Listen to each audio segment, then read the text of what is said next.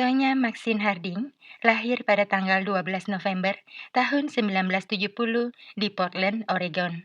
Dia adalah putri tunggal dari pasangan Albert Harding dan Lavona Golden yang sudah pernah 3 kali kawin cerai dan punya 4 anak dari pernikahan sebelumnya. Tonya Harding tidak punya hubungan yang harmonis dengan ibunya karena dia sering menerima perlakuan kasar. Tetapi berkat ibunya lah, Tonya jadi mengenal dunia seluncur indah sejak masih balita. Meski ibunya hanya seorang pelayan restoran dengan gaji pas-pasan, tetapi dia banting tulang demi membayar kursus seluncur indah putrinya. Hingga belakangan baru terbukti, ternyata keputusan ibunya itu sangat tepat. Bakat alami Tonya semakin terasa setelah menjadi anak didik dari Diane Rawlinson, seorang pelatih seluncur yang terpikat pada talenta gadis itu. Meski berasal dari latar belakang yang berbeda dengan atlet seluncur pada umumnya, Tonya sukses memenangkan berbagai macam kompetisi nasional maupun internasional. Karirnya mencapai puncak kejayaan pada tahun 91, ketika Tonya berhasil mencetak rekor loncatan berputar sebanyak 3 kali di udara. Dia sempat mengulang rekornya dalam beberapa kompetisi pada tahun yang sama. Ketika orang tuanya bercerai pada tahun 87, Tonya memutuskan untuk berhenti sekolah dan fokus pada karir seluncur indah. Meski demikian, Tonya tetap menyelesaikan pendidikan SMA-nya melalui ujian kesetaraan. Bersamaan dengan itu, Tonya mulai berkencan dengan Jeff Gillooly, seorang pemuda berusia 2 tahun lebih tua darinya yang bekerja sebagai agen distribusi miras. Setahun kemudian, mereka memutuskan tinggal bersama dan akhirnya pada tanggal 18 Maret tahun 90, Tonya menikahi Jeff.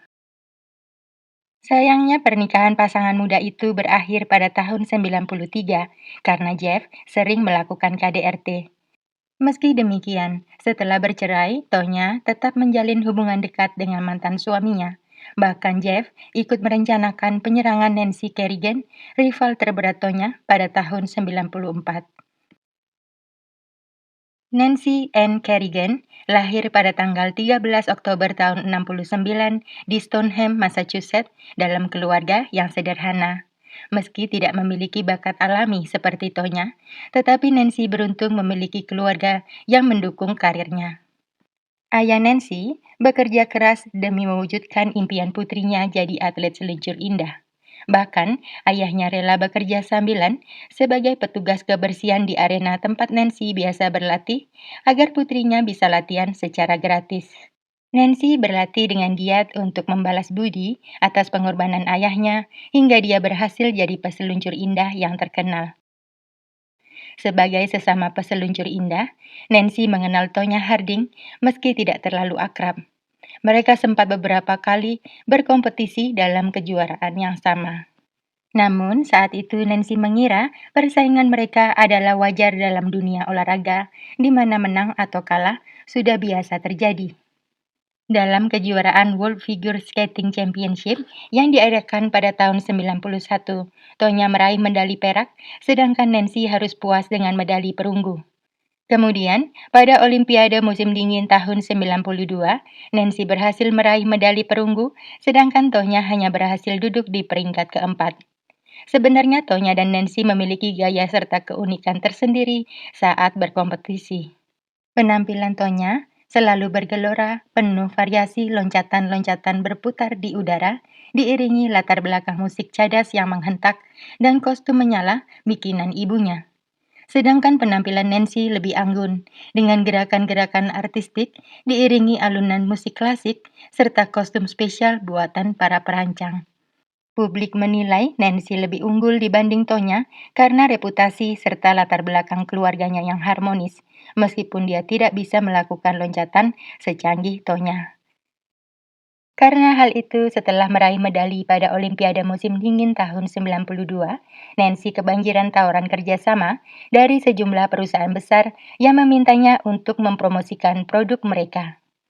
Sedangkan Tonya, yang gagal mendapat medali pada Olimpiade kali itu, tidak mendapat tawaran kerjasama sebanyak Nancy. Keadaan itu membuat Tonya merasa tersingkirkan dan iri pada Nancy.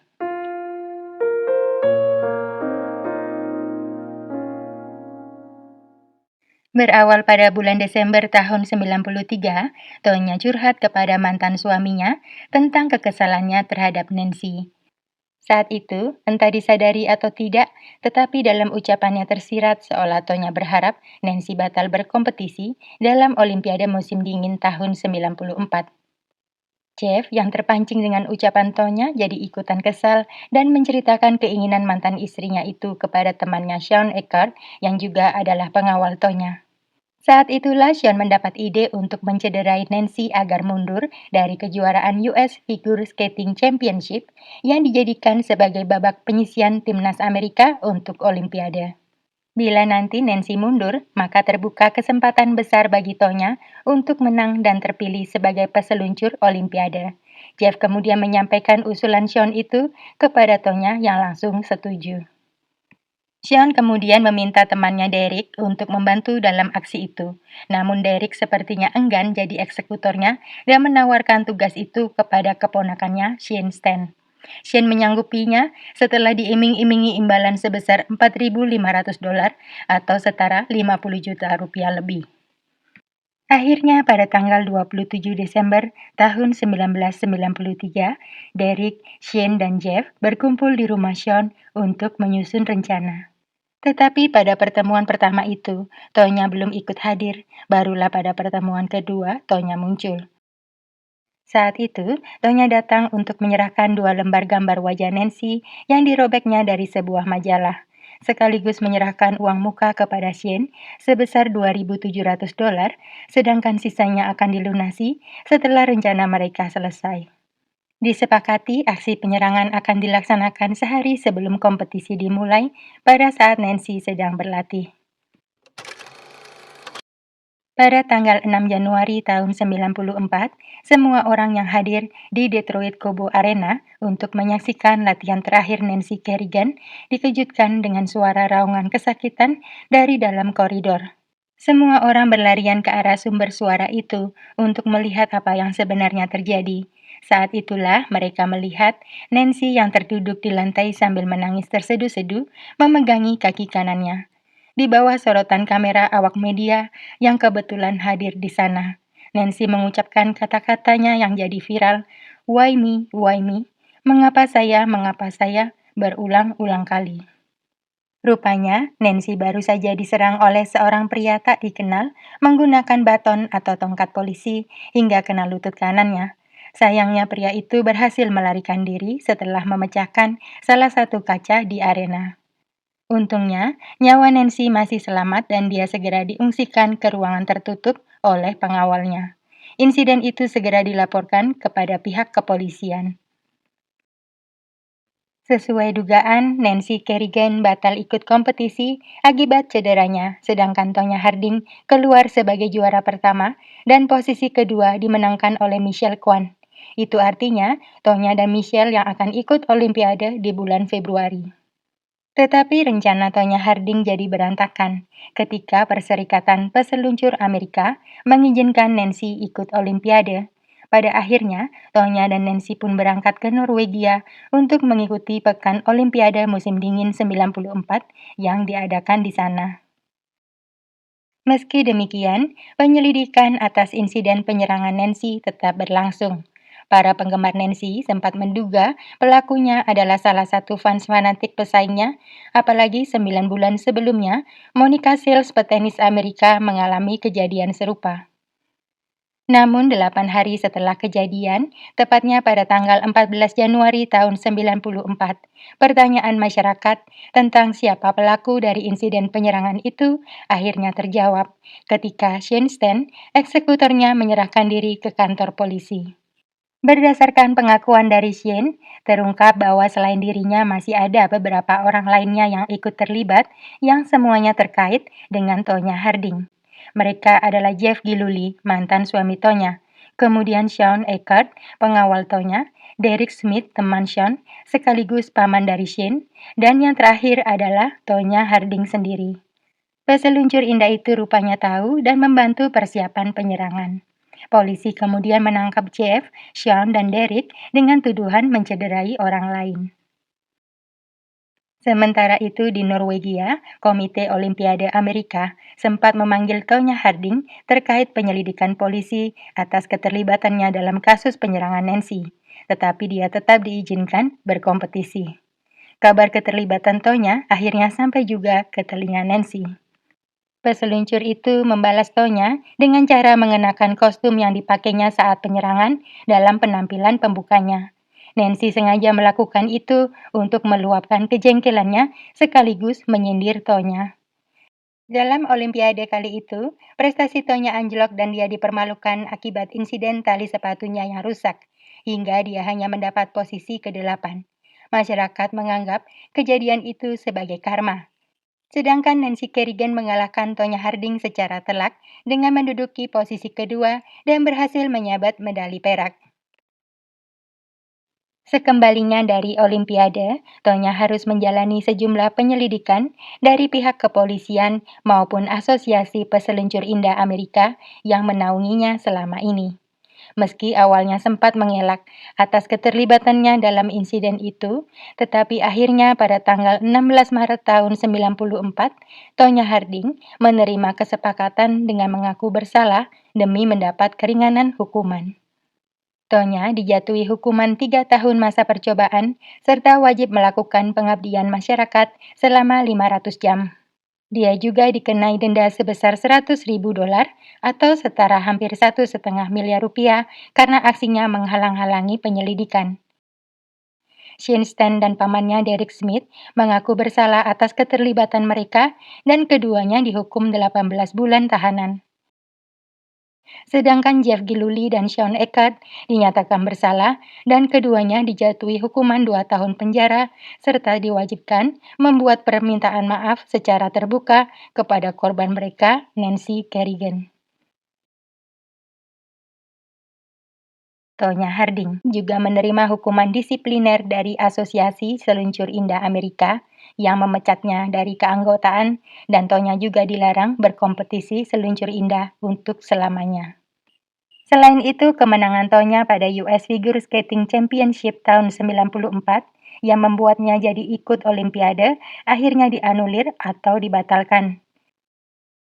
Sejak saat itu, karir seluncur indah yang dibangun Tonya Harding dengan kerja keras selama bertahun-tahun terpaksa berakhir.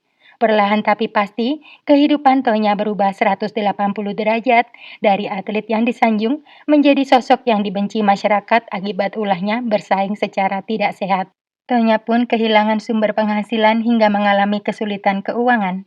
Dalam keadaan terjepit, Tonya bersama Jeff, mantan suaminya, nekat menjual film dewasa yang pernah mereka rekam pada tahun 91 kepada penerbit majalah dewasa. Hasil penjualan video itu kemudian mereka bagi dua. Setelah itu, Tonya sempat menjajal berbagai profesi demi menyambung hidup, mulai jadi manajer seorang pegulat wanita, meluncurkan sebuah band bernama The Golden Blitz, bahkan banting setir jadi petinju. Pada tahun 2002, Tonya pertama kali melakukan uji coba bertinju dan menang melawan Paula Jones. Pertandingannya disponsori oleh saluran TV terkenal. Hingga pada tanggal 22 Februari tahun 2003, Tonya memberanikan diri bertanding secara profesional namun kalah melawan Samantha Browning. Pertandingannya itu adalah pertandingan pembuka untuk pertandingan utama antara Mike Tyson melawan Clifford Etienne. Sayangnya, karir bertinju Tonya sangat singkat akibat terhalang penyakit asma yang dideritanya. Tonya sempat memenangkan 3 pertandingan dari total 6 pertandingan yang dijalaninya. Setelah itu, Tonya sempat berpartisipasi dalam acara TV Dancing with the Stars, berperan sebagai cameo dalam beberapa film, diundang dalam acara Ellen DeGeneres, dan sempat muncul sebagai bintang iklan perusahaan asuransi mobil pada tahun 2019.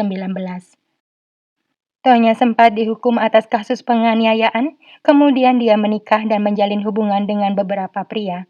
Hingga akhirnya, pada tanggal 23 Juni tahun 2010, Tonya menikahi Joseph Price dan melahirkan seorang putra bernama Gordon pada tanggal 19 Februari tahun 2011. Sedangkan Nancy Kerrigan tidak pernah lagi meraih prestasi gemilang semenjak penyerangan itu. Pada tanggal 9 September tahun 95, Nancy menikahi manajernya Jerry Solomon dan dikaruniai 3 buah hati. Hingga akhirnya Nancy memutuskan untuk pensiun dan hidup tenang bersama keluarganya. Dunia perfilman Hollywood membuat film berjudul Tonya yang terinspirasi dari perjalanan karir dan hidup Tonya Harding serta kasus penyerangan yang dilakukannya. Kata sportivitas memiliki arti sikap bersedia mengakui keunggulan lawan dan bersedia mengakui kekalahan diri sendiri.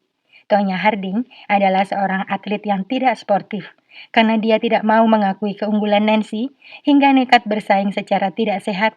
Namun, ketika akhirnya tetap saja kalah, Tonya tidak bisa menerima. Belajar menjadi seorang pemenang yang murah hati tidak sesulit belajar menjadi seorang pecundang yang sportif.